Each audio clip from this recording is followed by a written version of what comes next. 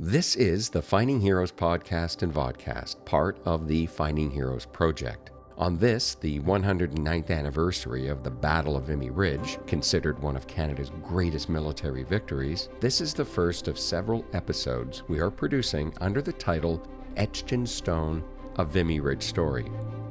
We are going to tell the stories of some of the brave souls, brave heroes who fought at the Battle of Vimy Ridge between April 9th and 12th, 1917, and their connection with a strange and mysterious cave known as Maison Blanche. Located only a few kilometers from the ridge, it was here that some Canadian soldiers left their mark back in 1917. We are going to tell their stories. This is Etched in Stone, a Vimy Ridge Story, Part 1.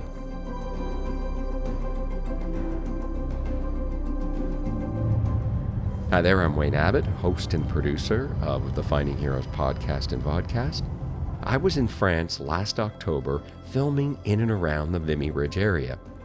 From that shoot, I'm producing several new stories for Finding Heroes. The initial episodes are going to be very special. They are essentially a continuation of a story we explored and told during our Finding Heroes podcast last year. If you saw the podcast, this will be a good recap. If you haven't, then this will introduce you to an amazing, one-of-a-kind war story. 1 year ago, we produced a story that focused on a very unique and unusual place in France, not far from Vimy Ridge. A medieval cave called Maison Blanche. It's located on a private farm a few kilometers from Vimy Ridge. Visiting Maison Blanche is a unique experience. So here I am on what you would call a typical French farm. It's kind of crazy because you find yourself standing in the middle of a pretty regular looking farmer's field.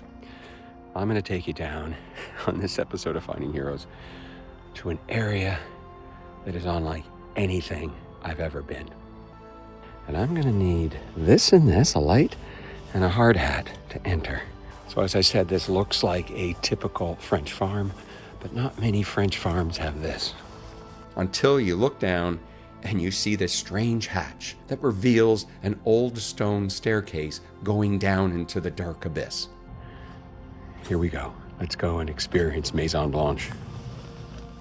Believe me, it's like going into another world. Turn my light on.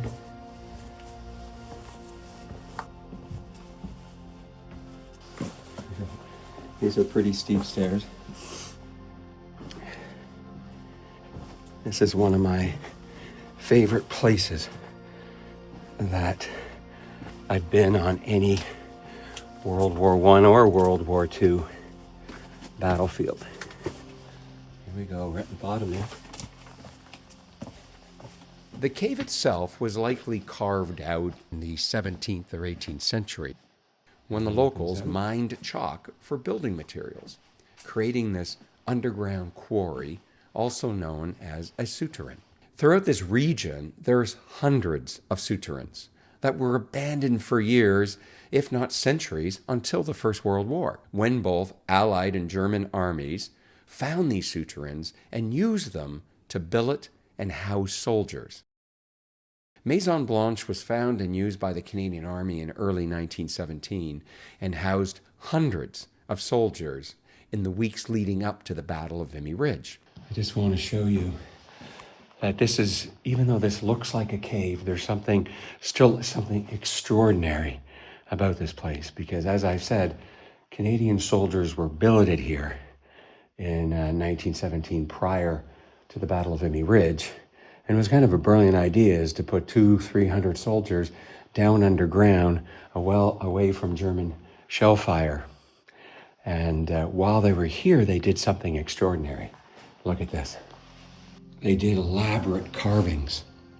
But the most incredible thing about Maison Blanche is that there are over 700 to 800 etchings, names, carving, signatures on the walls, created by Canadian soldiers in March and April of 1917.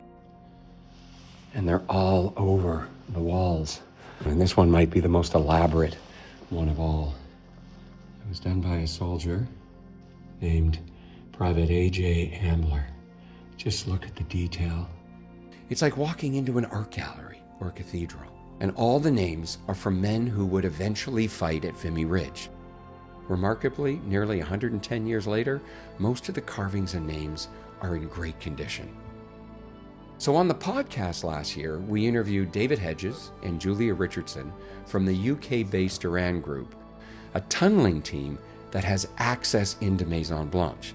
As I said, it's on a private farm. It's important to note that David Hedges was one of the first to explore Maison Blanche in 2004 when it was rediscovered. We went in with great caution and we were very keen to look at the roof because we've been in souterrains where the roof is so bad we haven't stayed more than 5 minutes. But then we started wandering around and we started seeing this graffiti, which, I've never experienced. I mean, we found tunnels, etc., at Vimy over the last 20-odd years, etc. But the density of graffiti I've never experienced before. We also spoke to Zenon Andrusician from the Canadime Group based in London, Ontario. His team has been documenting, photographing, and scanning the etchings in the cave since 2012, building a detailed map and database of every carving and name in Maison Blanche. Here's a crow's eye view of the cave with all the names and carvings marked on the map. What essentially we've got there are the numbers that are on our photographs, and the last final number at the end of it is essentially the height that it's off the ground. So at least we have a pretty good idea where it would be located within the cave. So in addition to the high resolution shots that we've taken, we also did the 3D laser scanning of the carvings. And eventually what happened with those is we put them all together and then created the souterrain impressions exhibit, which traveled partways across Canada. It's incredible the amount of passion and work that people from Canadime and the Duran Group have done to research and preserve the cave.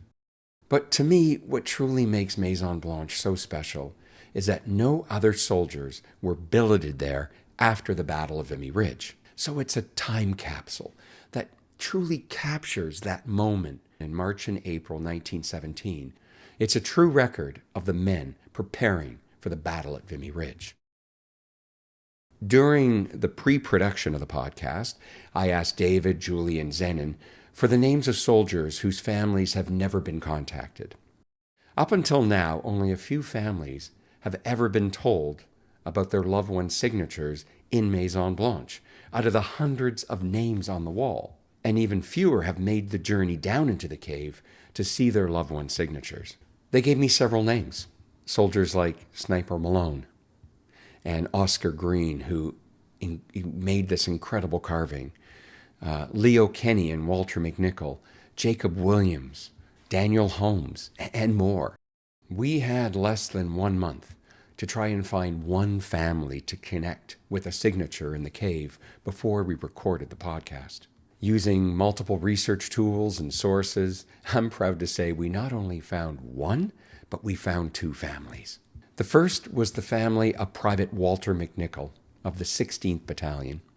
Walter signed his name on the wall under his friend Leo Kenny. And you can see the date, March 29th, 1917.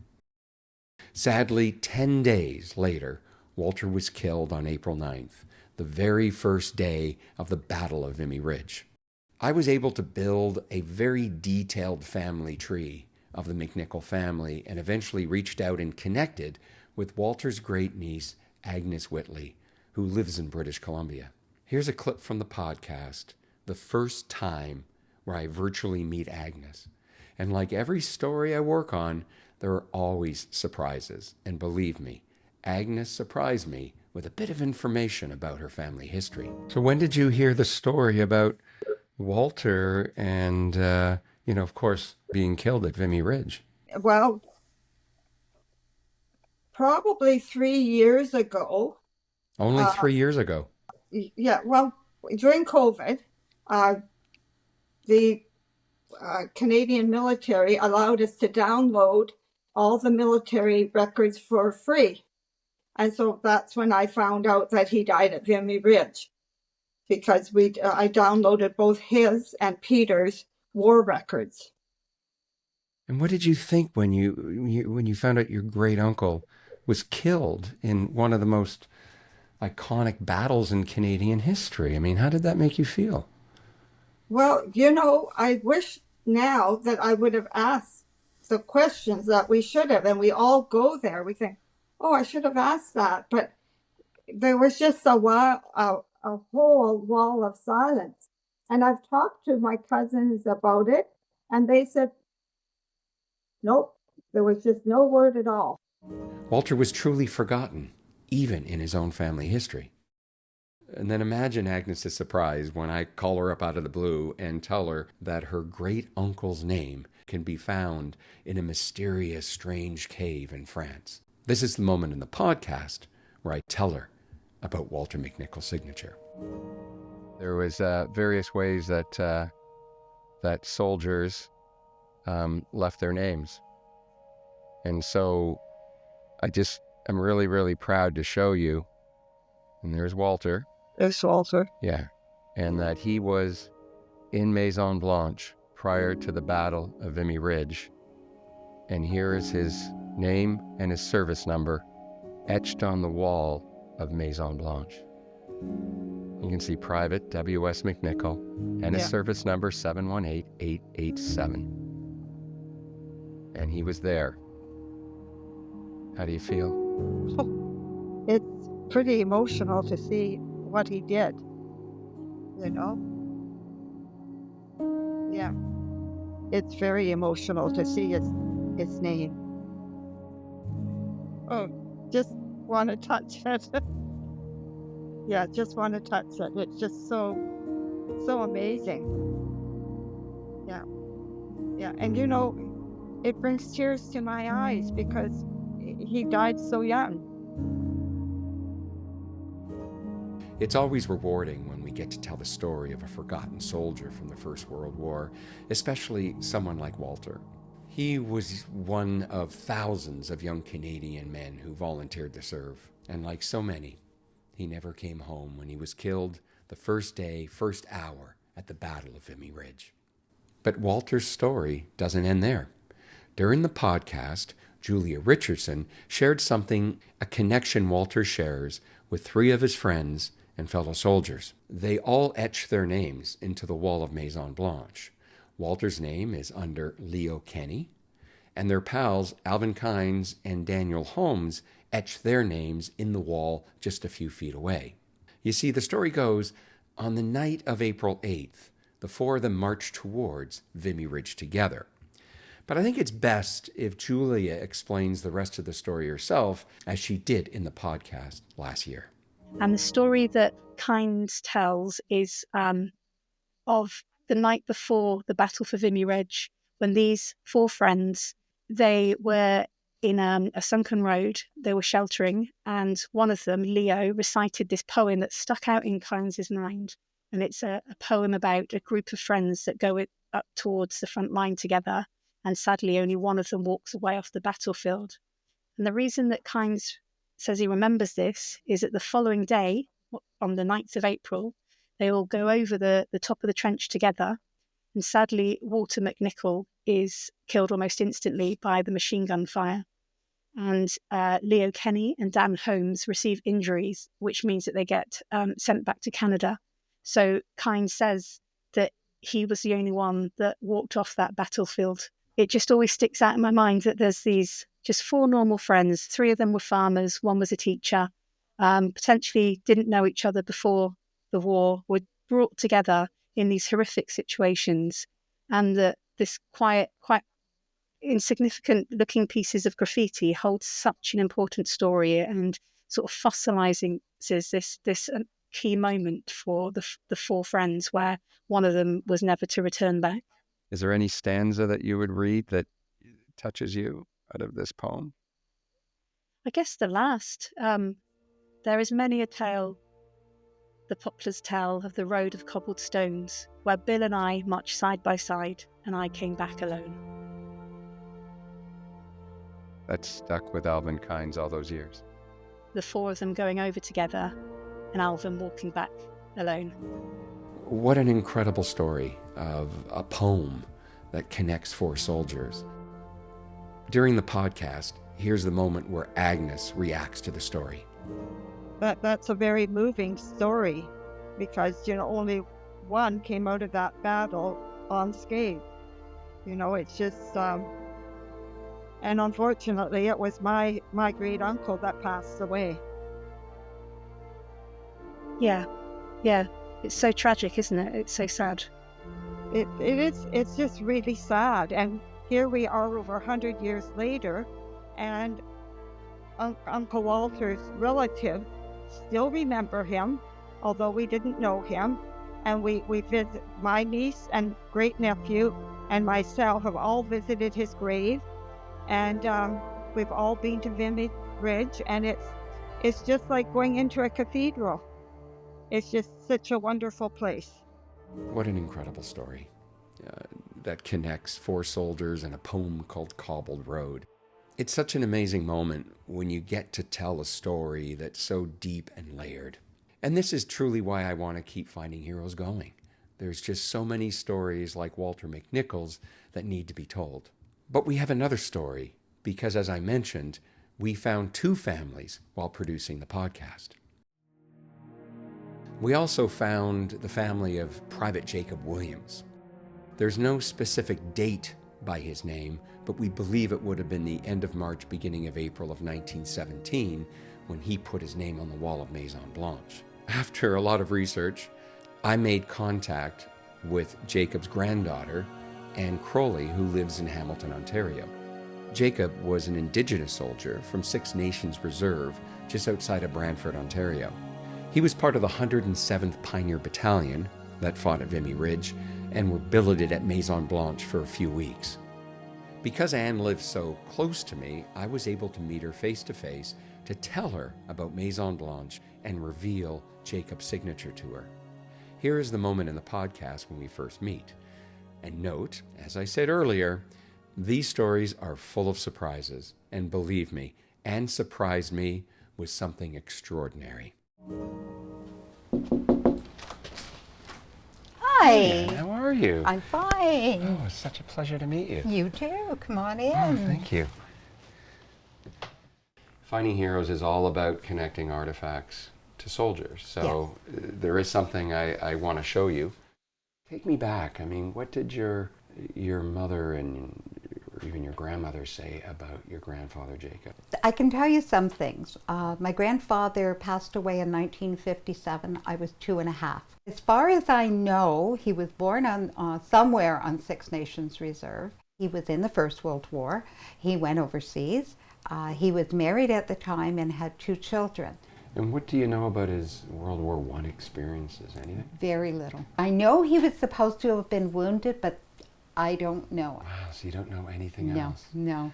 You didn't even know that he was at Vimy Ridge? No, I didn't. No, I never knew that. And was there anything ever passed down about being First Nations and fighting in the Canadian Army? Did you hear anything about how he was treated and what went on? I think my grandfather was a very proud man, and definitely dark-skinned. I'm not dark-skinned, but I don't think he would have let anyone belittle him because of that. You know, like I say, he could be stern. He could probably be pretty forceful if necessary.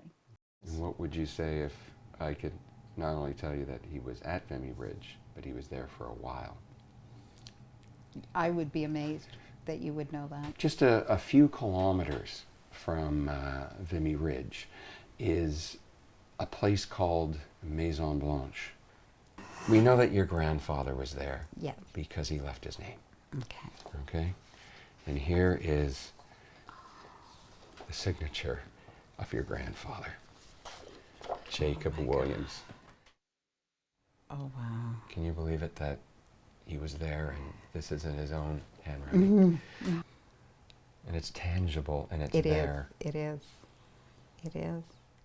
Both of my grandmothers were quilters, and I've had this quilt since I was about 13. But the best part of it is the inside layer is my grandfather's blanket from the First World War. So that blanket is over 100 years old.